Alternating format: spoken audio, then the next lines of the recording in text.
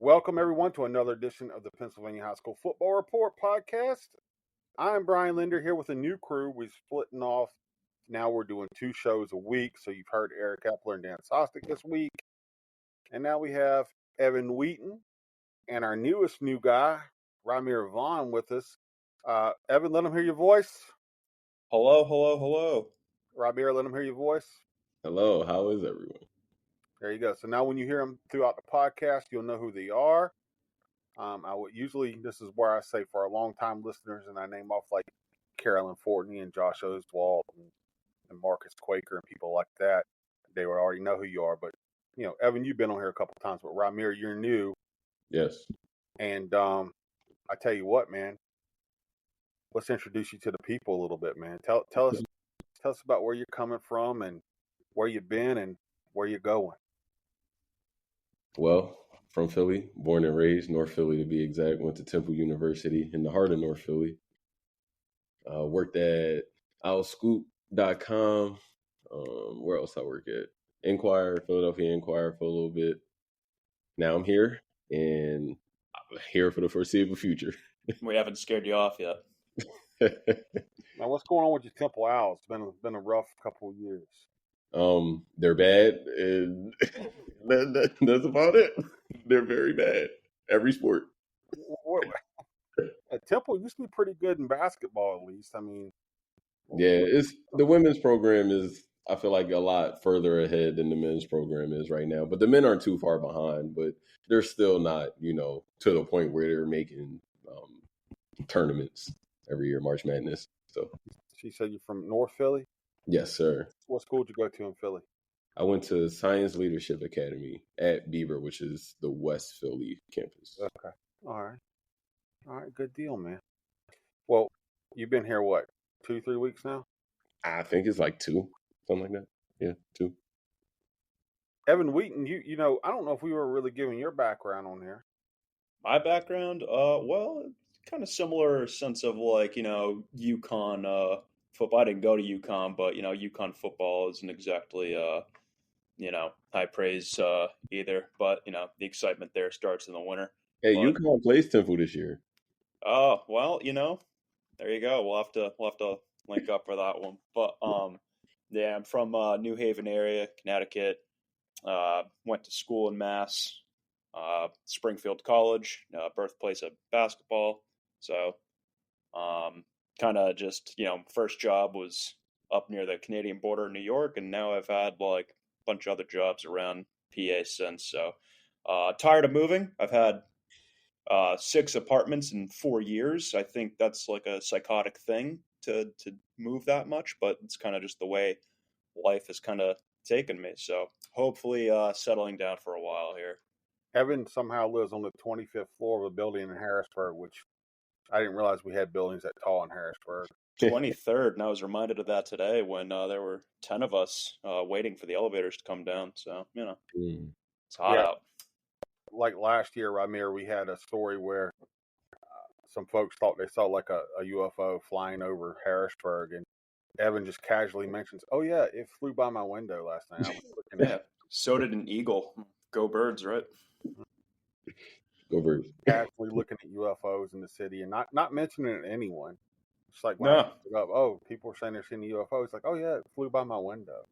Yeah, that was my welcome to Penn Live, seeing UFOs fly by my window. Apparently, they tried to say it was some sort of army plane, but I don't know, man. It never is. Come on.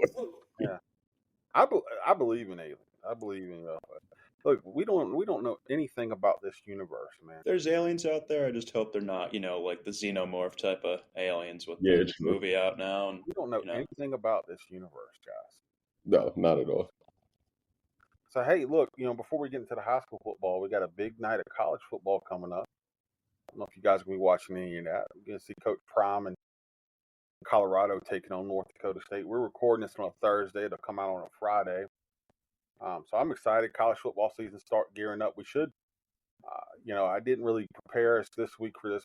Next week, maybe we'll talk about some of the guys from our area here in central Pennsylvania and maybe beyond.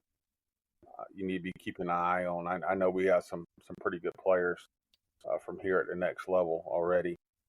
So that's something we could talk about maybe in the next week. But yeah, wanted to get you guys together here. We try to keep these things evergreen. We try to talk about guys, the players and stuff like that. But Rymir, you were out last week, and Evan, you were out last week at some interesting games. Yeah.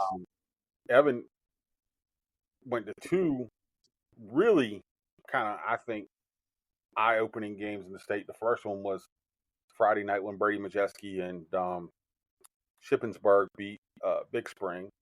Yeah. And for people that don't know that story, Brady Majeski's father is Mark Majeski, who was the head coach at Shippensburg University.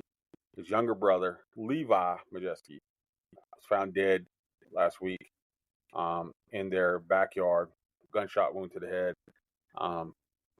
We don't know a lot else about that. I don't think we've got full clarification on everything there, but Brady played Friday in the game. I know he practiced Thursday. I talked to Coach Faust, and I know he was just kind of looking for some sort of sense of normalcy coming back to practice and then playing. And it was one of those stories, guys, that is bigger than high school football, right? Because you had us a rivalry, the little Brown Jug game, but it really turned into two communities sort of getting behind this one kid in a rivalry game, right? Evan, what did you see out there? And said he helped Big Spring win. He scored a touchdown, played a pretty good ball game. Yeah. First off, I think it was pretty powerful to see the Big Spring student section doing the maroon out. Spoke with a few seniors. Aiden Sally, if you guys follow, local hoops in the Mid Penn, Aiden Sally, and he was, those guys are just, class act setting up that whole maroon out because they were going to do like a blackout type deal for a rivalry game, getting pushed up to week one.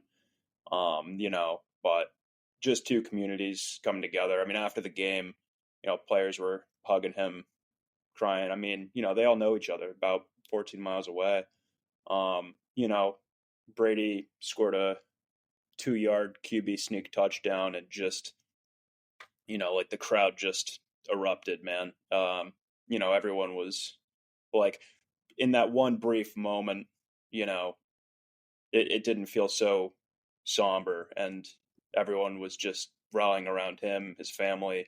And then, of course, they win it. This was a game that they lost last year to Big Spring. Last year was the first time Big Spring had won that annual game since 2010. And, Brady kind of led the charge. And I've been doing this a long time, not as long as you, Brian, but, a long time now. And it was about as heavy a night as I remember ever covering, and certainly just a quite an environment.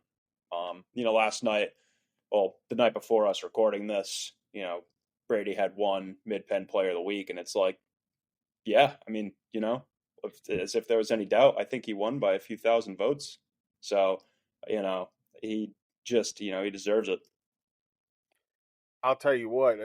Again, that's the stories that I've always loved writing. When it's covering sports and high school sports in general, is that it's really you get that emotional connection. You realize that this is what it's about. It's about family and stuff like that, and building those relationships.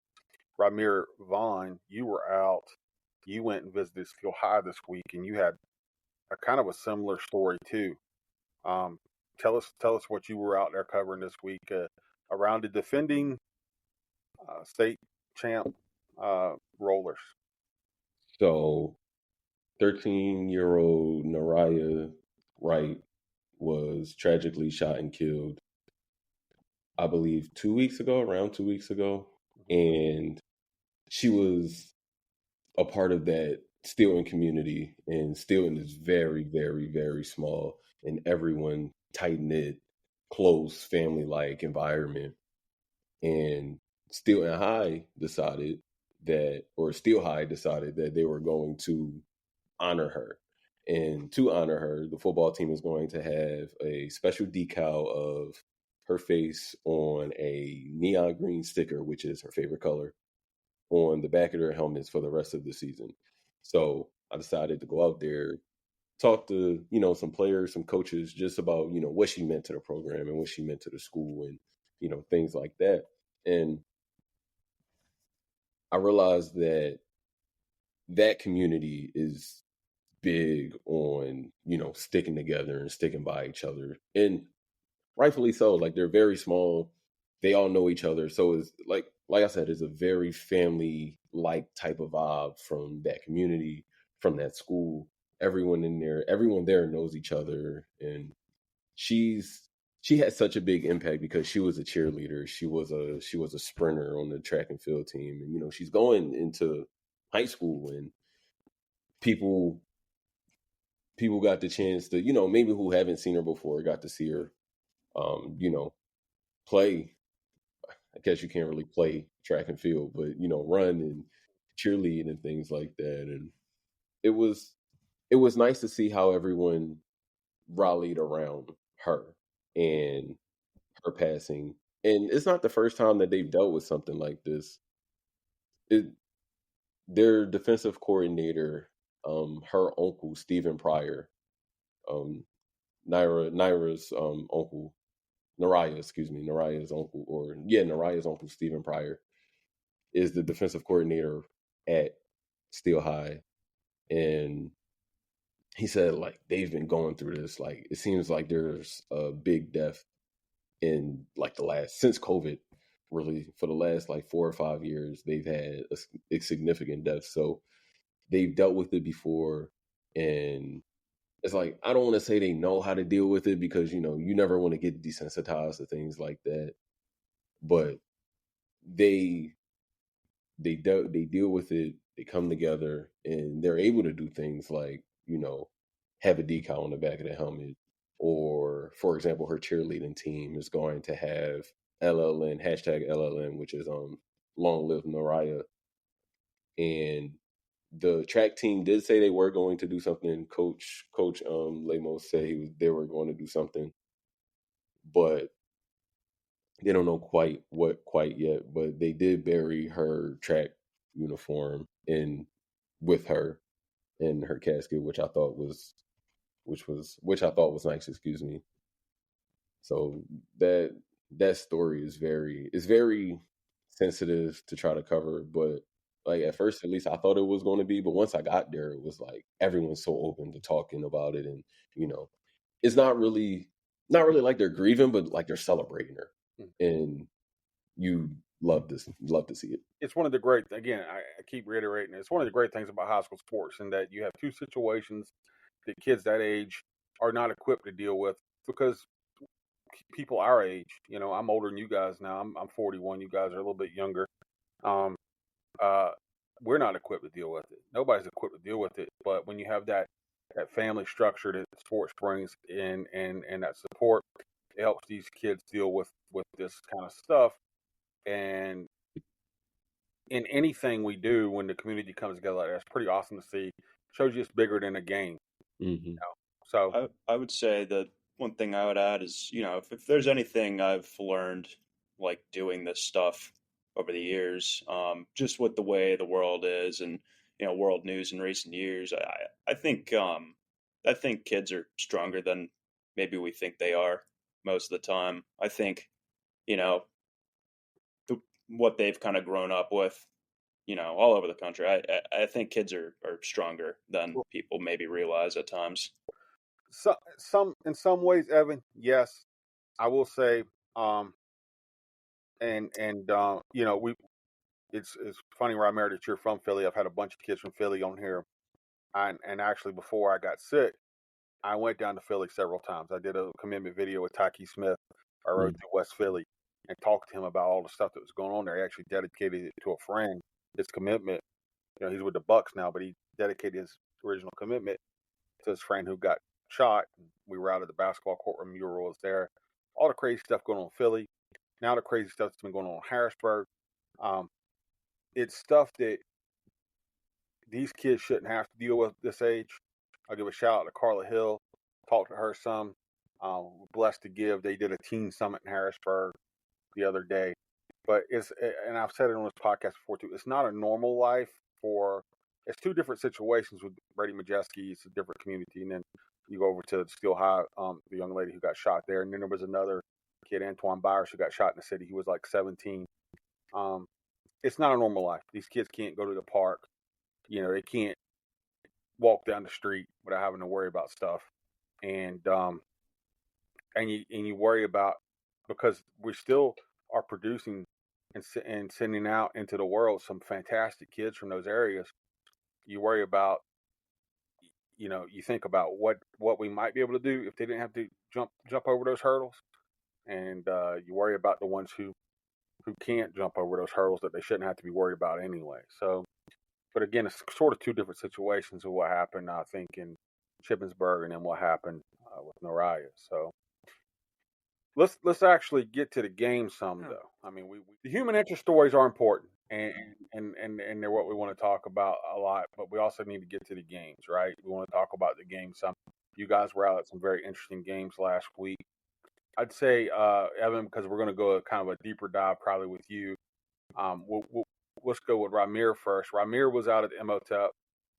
Saw them play Clarkson North in the Rose Bowl deal over in York. Imhotep's moved up to 6A this year, and Imhotep's a state title contender. I know you talked to their Penn State commit running back Jabri Wallace-Coleman. Yes. Did you talk to Zahir Mathis too? Yes, I talked to him for a couple of minutes. Their defensive end, who's an Ohio State commit. I think Penn State's trying to flip him. Widely considered to be the number one recruit in the state. Big dude at Rymir. Big dude. That's an understatement. I guess, first of all, tell us what you saw from Imhotep. I was a little bit surprised. Thought Clarkson North, we didn't know what to expect from them coming out from Canada, but I think they gave them a little bit of a fight. They did. It was, I believe, 7-6 going into halftime, or if it wasn't 7-6, it was 14-7 Imhotep. But they had them against the ropes for the first half of the game. Jabri Wallace-Coleman wasn't able to get anything going on the ground, and they were letting them hear it too. Like, the stereotype with Canadians and they're really nice.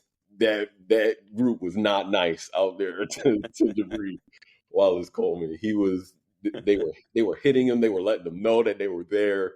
It was funny to see, because when you look at it's Canada, right? So it's far, and there's not a lot of people who can make the trip. So when you're looking at the sideline and the fans that's in the crowd, the parents really who are in the crowd for Clarkson North, is like they make a big play and you just getting claps, and like it's real polite, right? But on the other side, in Imhotep, like it's Philly, loud, rowdy. Like any play that happened is screaming, yelling. Like it's the contrast and crowds was very funny to see, especially when Jabri was getting stopped. But they put up a fight, earned a lot of respect, especially for me that day.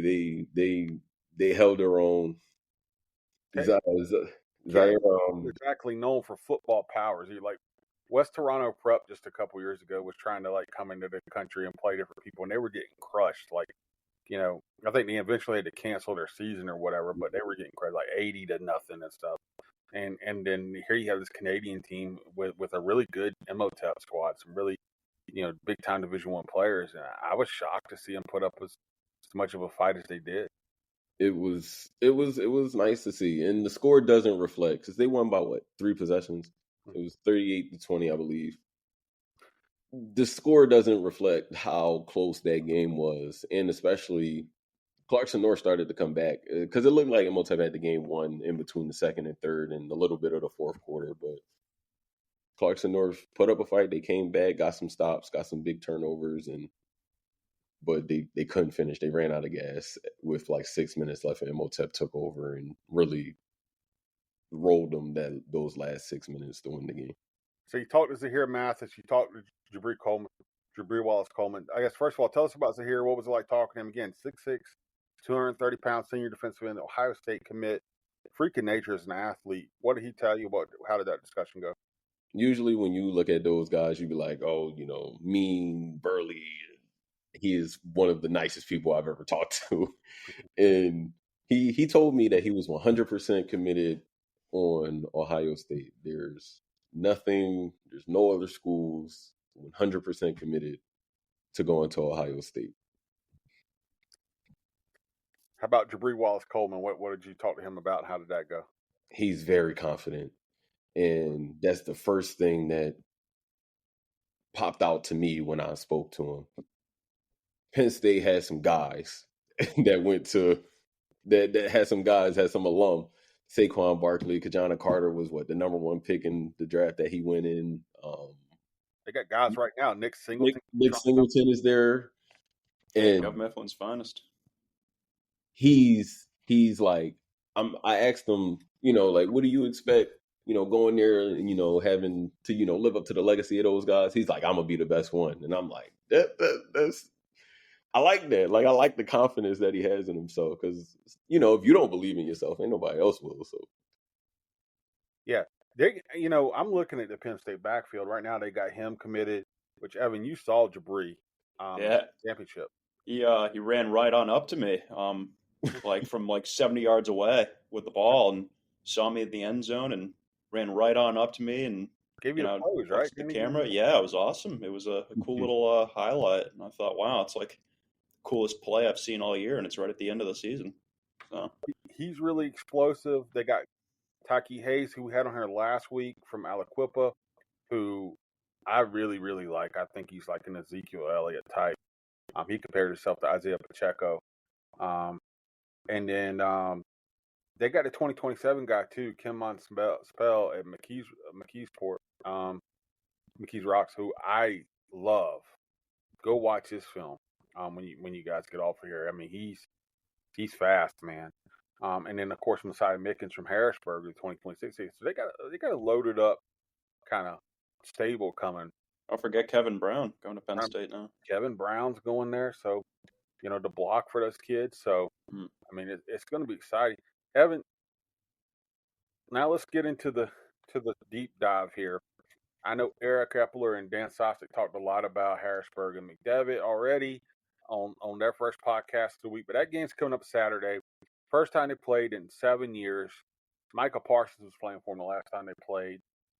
I wrote last year about why they weren't playing. A lot of it went back to they were supposed to play the COVID year, and they got some people sick at McDevitt, and they tried to cancel it, and there were like accusations that they had cougar fever and not COVID. I'm gonna start saying that all the time. Cougar fever. And then and so that became a thing, and there was some animosity there, and the schools didn't play. Well, now they're in the same division, Mid-Penn Commonwealth, and they're going to play Saturday. And we came into the season thinking Harrisburg was a state title contender, and they're loaded with Division I guys. We were thinking Bishop McDevitt would be a state title contender too. After we saw what they kind of put together in the off season, replacing some guys, and then then Harrisburg loses Sean Lee, their Pitt commit quarterback, who's deemed ineligible for the season, and they go in last week to play LaSalle College, and it was the worst game I've seen Harrisburg play in the whole time I've been here. I've been here 9 years, and they got smoked, right, Evan? I mean, tell us about that. What you saw? You were on the sidelines. It was a rough day for Harrisburg, man. Yeah. So just peel back the curtain a little bit. A lot of our listeners are well aware of Harrisburg. To give some kind of context on LaSalle College High School, coming off a District 12 6A final appearance from last year. New head coach Brett Gordon, who played at LaSalle, graduate of '98.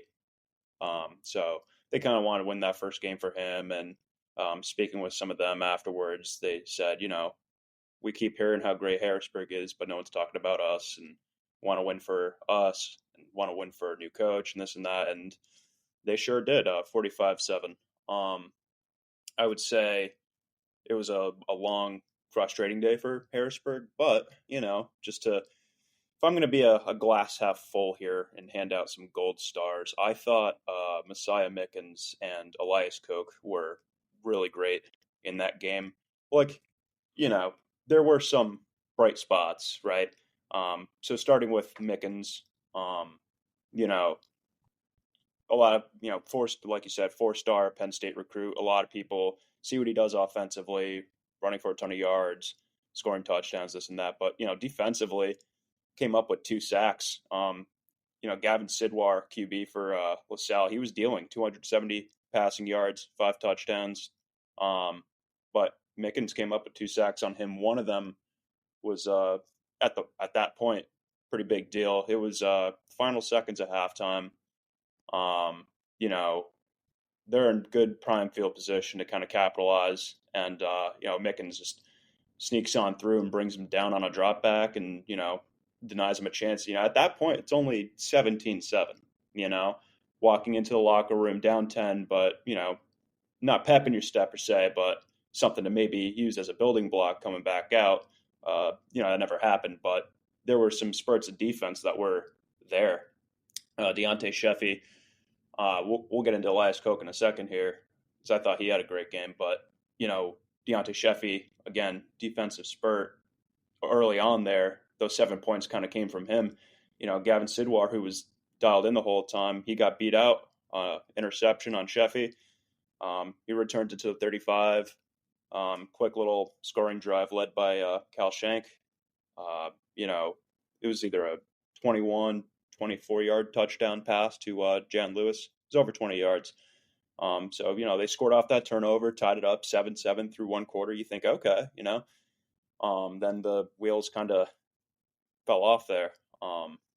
But I guess I will say offensively, I thought, because the defense showed in spurts there, but, Elias Koch, there were 2 times where he kind of made the eyes widen. It was 4th and 6, and Shank went right to him. Koch got this pretty awesome. I got a good video of it too, and I went back and watched it. You see this stuff in the NFL. Made this catch with the spatial awareness, with the toe taps, the tootsie taps, if you will, stay in bounds and move the chains on 4th and 6 when they're starting to trail a bit and they need to kind of force something. Later in the game, they went right back to Elias Koch, not in that passing situation, but another 4th down conversion for a big gain on the ground with a trick play sweep. I mean, in the early on here, it looks like, they kind of look to Elias Koch to be that guy that they depend on when they need to force something, to make something happen on 4th down. So that might be something to watch, this Saturday against McDevitt, or just, down in the future. But yeah, I mean, those are some bright spots. Obviously, Harrisburg probably doesn't want to talk about bright spots right now. 45-7, it doesn't get any easier. You're going to McDevitt, between the crazy environment there that it's going to be, and it's supposed to be raining, gross weather. Like, it doesn't get any easier after LaSalle College. I think the rain will favor Harrisburg, though, because, McDevitt likes to throw it around a little bit. So I watched this game, and I've said this, guys. Cal Everett and his staff have done, for the better part of the past decade now, have done as good a job as anyone in the state, maybe even better. They've been sort of perennial state title contenders, or at least, contenders to get there, often playing in 6A with a roster, or 5A. They were in 5A, I think, a couple of those years, but often playing in 6A with a roster that's between 30 and 40 players. It's a very small roster. So they've done an excellent job. Against LaSalle College, Michael Shane gets banged up, and he was their second quarterback, and then it just looked like there was a bit of disarray. I don't know if the play calling was there in terms of like consistency there with that. It just kind of looked like the game plan if there was a game plan, kind of fell apart. I haven't seen Harrisburg put in that position. You understand, because Sean Lee, they figure, would be their quarterback. He's gone, and now you're down. But it scared me a little bit going into this one. Now, I know those kids in Harrisburg, and they've got an edge about them. This is Bishop McDevitt, so I know they're going to come out and go after them. This is an important game for Harrisburg.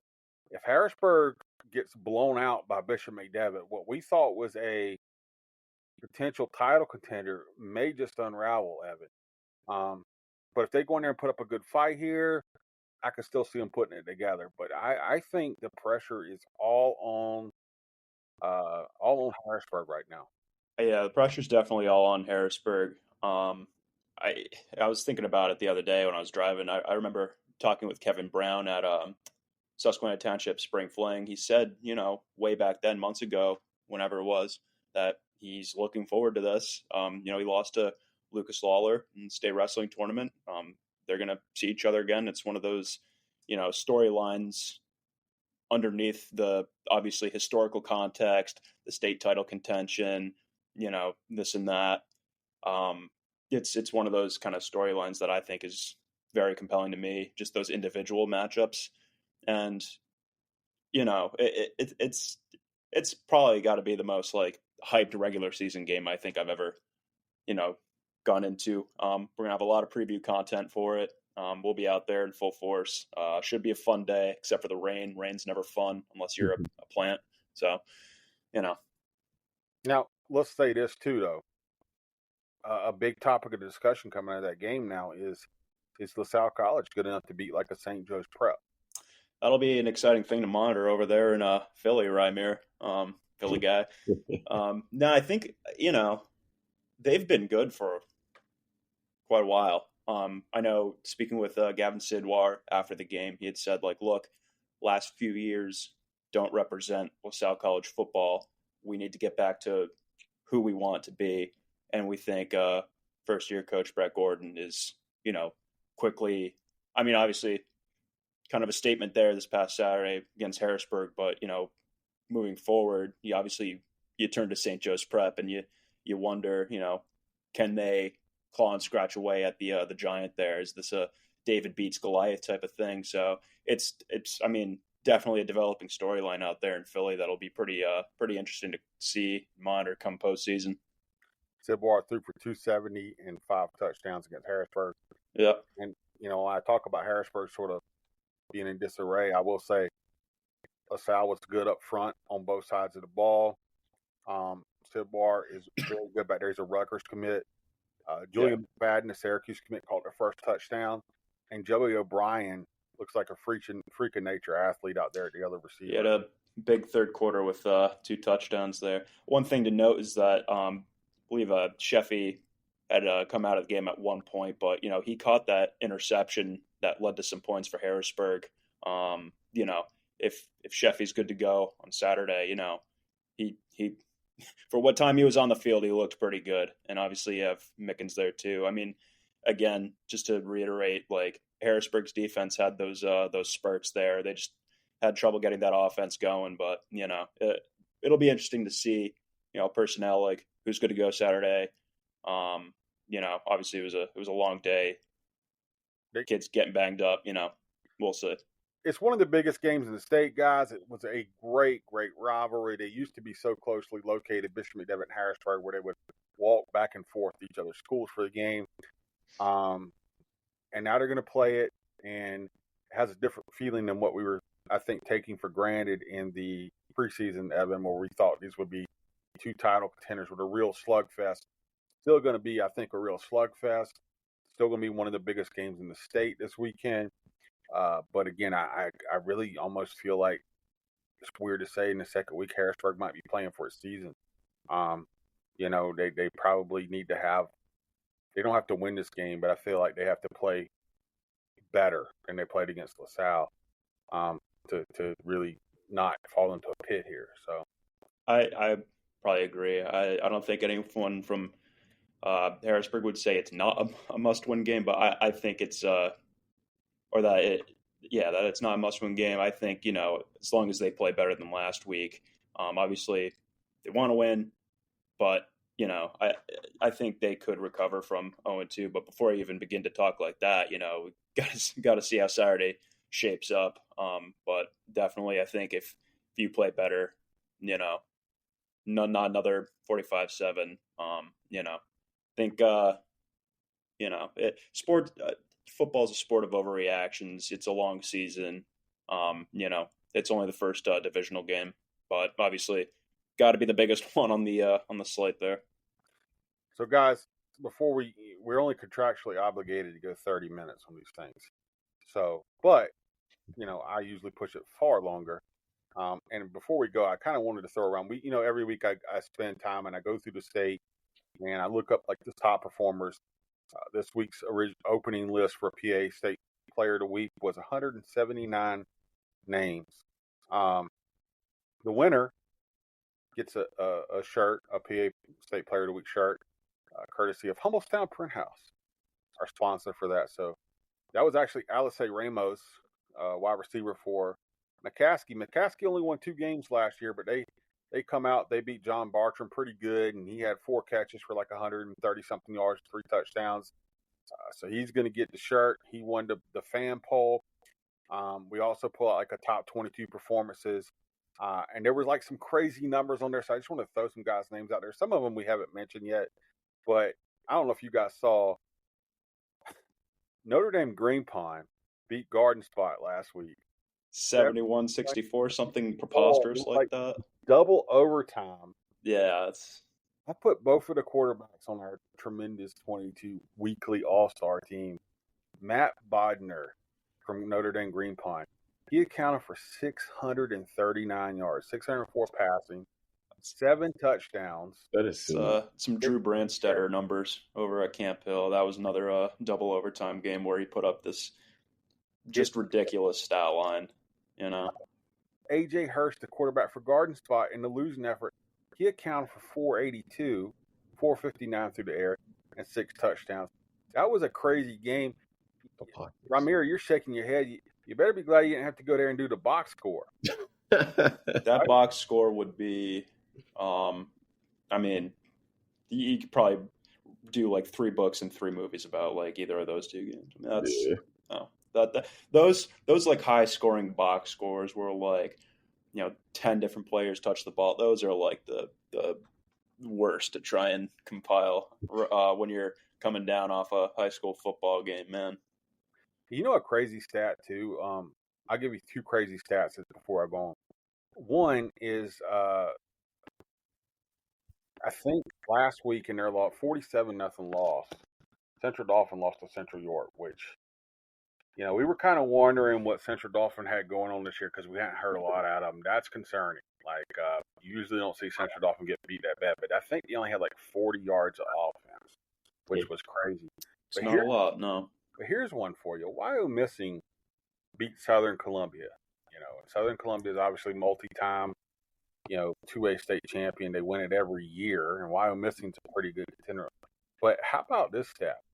Southern Columbia ran the ball 23 times. Evan, you know how many rushing yards they had? How many? -41. That's ridiculous because, they're, ground and pound, man. Yeah. Nobody stops them from running. No. And so that I almost never ever do this because like the tremendous 22 is sort of 22 individual players, but I actually listed Wyomissing's defensive front on there because that's just insane. It never happened. So. They had like a minute in the state final last year to score a touchdown to win the game when they were down, and they still ran the ball. Like those kids in Southern Columbia will run through a brick wall, man. That's crazy. I tell you, another kid I want to give a quick shout out to was Samir Crosby, quarterback, Greensburg Central Catholic. I say quarterback. He made our All-PA team last year, I think, as a defensive back. He plays like he doesn't come off the field for them. He returns kicks. He kicks. He does everything. And he had 443 yards, 295 rushing, 148 passing. And they beat Shady Side Academy 46-40. So he made that tremendous 22. Van Cavals is a guy, Our Lady of the Sacred Heart. He plays quarterback for them. 258, 2 touchdowns, and a win over Rochester. But he also had 11 tackles and 3 sacks. He's like 6'5", 240. He's like a college recruit as a defensive end. So I've been watching that kid a lot. Of course, we put Brady Majeski on there because of you can't not with the backstory. Yeah. The kid Lee Kwalk from California, he ran for 383 yards, 6 touchdowns. Just throwing some names out there, guys we haven't seen before. We haven't talked about coming in. Any other performances stand out to you guys on the week? Anybody you can think of? Anything that impressed you from the first week of the season? Anyone from those Garden Spot and Camp Hill double overtime, the extravaganzas, just throw all those kids in there. How about Torrin Evans, Susquehanna Township, threw for 271, 3 touchdowns. They beat Penn Hills. It was kind of a back and forth game, but we expect some big things from Torrin Evans and that Hannah team. Their guy Matt Zollers. Yeah. Now Matt Zollers. There's another guy who probably rivals the here in a lot of people's rankings, the top player in the state. It might be him. He's the Missouri commit from Spring Ford. Number one quarterback. A lot of people have him over Stone Saunders. 279 and 2 touchdowns and 1 over Souderton. You like that kid a lot, right, Evan? You covered him for several years. Yeah, covered him. His sophomore year was when I was over in District 1 for PA Prep Live with new sports editor Austin Herzog. And, I know he had talked about, kind of seeing Matt develop from promising to, what he is now, just a national sensation. It was cool. Little anecdote was I went up to the Under Armour camp in New Jersey to catch some local kids and a few of those statewide kids, and Stone Saunders and Maz Oz were in the quarterback group passing the ball to each other during the warm-ups, and I was like, oh, this is like a crazy crossover episode, but it's cool what he's been able to do down there. Somehow Springford hasn't won a Pioneer Athletic Conference championship with Matt Zollers. So senior year, talking with him, he said all the recruiting stuff takes care of itself, and obviously he's got some seriously green pastures coming up, beyond high school. But final year of high school, he wants to just be a kid, play football with his friends, and try to win that elusive conference title. Last year was pretty close. They had played Pope John Paul, and they had, tried to go for a 2-point conversion for a win, and they had lost. I think it was 28-27, something like that. And it was cool for Pope John Paul because it was their first in school history. But, Matt Zollers is hungry, man. I'll tell you right now. The local rivalries aren't beneath some national sensation like Matt Zollers. Like he's very much eager to try and get that. So it's pretty cool over there. Rymir, anything stand out to you from your first week with PennLive in the field covering high school football, man? Yes, Ethan Shawley from Southmoreland in a 52-20 win over Valley. 18 tackles, 4 tackles for loss, and a sack. Way to live in the backfield, young fella. Yeah. It's going to be big. Yep. And 18 tackles at any level is insane. Just all a nose for the football. And wasn't there here's one for you. Wasn't there a wide receiver for Imhotep, you said, kind of went off on Clarkson North? Yes. Isaiah Prater. Yeah. Isaiah Prater had I don't think he's got a lot of press yet. And Imhotep always has these guys. What'd you see from him real quick? He was he basically won the game for him. When they needed a play, he made it. When they were down early in the game, he had a 72-yard punt return to give them the lead. And when Imhotep was reeling a little bit and they needed a play to happen, he had 2 back-to-back catches, one on 3rd and 23 to get them to 4th and manageable, and then the following play, a touchdown to really seal the game. Finally, guys, I'll tell you, we started off with kind of talking about these community human interest stories, and this is kind of a feel-good story. I don't know if you guys saw Ismail Ayala, who Ross Tucker kind of made him go viral this week. Defensive tackle from Governor Mifflin. Did you guys see this kid? Oh, yeah. Every time I open Twitter, I see him. He was going to come on the podcast, but school and then practice started right at 3 o'clock for him. Defensive tackle. Now, depending on where you read the height, some people have him listed as 5'7", 335. Some people have him listed as, Ross tweeted out that he was 5'7", 315. And I see 5'5", 333. So he's short, but he's a big fella, is the name of the game. Move a little bit. 2 back-to-back sacks. I'll tell you what, for a short guy, a short big fella. Short king. He can move pretty good. And then I'm looking at the stories written about him. And 2 years ago, they said he couldn't finish a single 40-yard dash. He was also over 50 pounds. And like I say, he can move pretty good, man. He got in the Oh, back. he'd be moving different now. He's Mhm. a dog. And so if you guys haven't seen this, go check him out on social media. It won't be hard to find. You check out Ross Tucker's stuff. Like I said, we'll get him on here one day. But that was a fun story, right, guys? I love Yeah. stuff like that. That's High school legend. He one thing knows I'll it. add is started this pod talking about, some stuff. Saturday is obviously going to be pretty intense day. Crowd's going to be crazy. Obviously a lot on the line for both teams, but with everything going on, the hope is that something like this, like at the end of the day, it's football, and for something this exciting in the community, I think that can be a pretty good thing. Yep. This is fun. This kid, you figure a kid who's 5'7", 315, he ain't gonna play Division I football. He isn't gonna play in the NFL. But he was as big a high school football star this week, probably as anybody in the country. Because after Ross tweeted him out, all these different accounts picked him up. Some big accounts with big followings. A lot of people know this kid now. It's another great story out of high school football. So, tell you what, guys, I think we got a podcast. Rymir, do you play EA Sports College Football? Yes, Just say no. No, you do? You I do?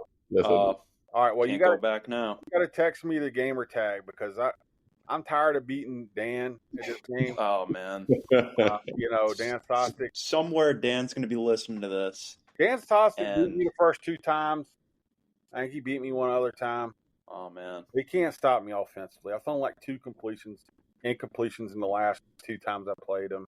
Oh brother, he's going to hear this and he's going to get fired up and then not want to play me.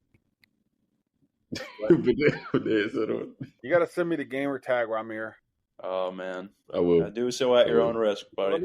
Let me. Who do you play with, Rymir? Whoever random gives me. So I've been rolling with Kansas here lately. See, Kansas got a fire playbook, and Devin Neal was just a dog. So. Their quarterback's good. Oh yeah. I want to start like a mid-pen. I want to start like a mid-pen college football tournament. I want to do like whoever each school's best NCAA 25 player is, they're signed up. We make a bracket, 1 player per team, every division, and then whoever's left standing is the mid-pen conference NCAA 25 champion. That's I've put more thought into this than maybe I should, but that's my little pipe dream. Little esports. Rymir, we're gonna play before we have our next podcast next week. Okay, I'm down. We're gonna see what your skill level. It's a trap, man. Dan can't beat me anymore, whether he admits it or not. He just can't hang with me anymore. Terrence Parsons, he beat me pretty good. I'll give him credit. So, Micah's brother, But every time I think he's like professional. Every time I log on, he's on playing something. It's nothing I can do but just watch Rymir, give him gamer tag, and there's nothing I can do. Dan's gonna it's hear out it. Of my hands. Dan's gonna hear this. I know he's gonna hear it. Oh, he's gonna hear it. We'll clip it. We'll all learn when he hears it too. I reckon. All right, guys. Look, we're gonna be doing this all year. Mm-hmm. Us 3, and talking high school football. Who you got Friday? Who you got Friday, Evan? Friday? Yeah. What game you cover? I'm worried about tonight, brother. I got Trinity. Let's see. You're going out tonight? Going out tonight to Mechanicsburg. I'm going to East Pennsboro at Trinity Friday. You know where I'll be Saturday. Yeah, that'll be interesting. Rymir, who you got? I'm with you guys in the studio. I'm talking about who you got. Oh, that's right. Yeah. Friday night. So, guys, Penn Zone, as your games wind down, Friday night, tune in. Austin Herzog, Rymir will be in the studio. So we'll have him hop on the mic some too, and we'll just be talking football, kind of seeing what's unfolding in the state and stuff like that. So make sure you guys tune in to PennLive.com for that. Evan, tell them how to find you on social media. Evan Wheaton on X or Twitter or whatever it's called. Rymir, you better know this time and tell them how to find you on social media. _Mir 1500 on X, Twitter, whatever you want to call it. And I'm at Sports by B Linder on Twitter or X. I prefer to call it Twitter. And again, like I said, check out PennLive.com. We got picks and predictions, all kinds of stuff. I don't know how we didn't get you in picks and predictions, Rymir. I don't know either. It's okay. I'll sit this one out. I'll take it next week. No, I got Rookie you. hazing. We got picks and predictions. We got tons of content there. Check it out on PennLive.com. Till next week, we'll see you then.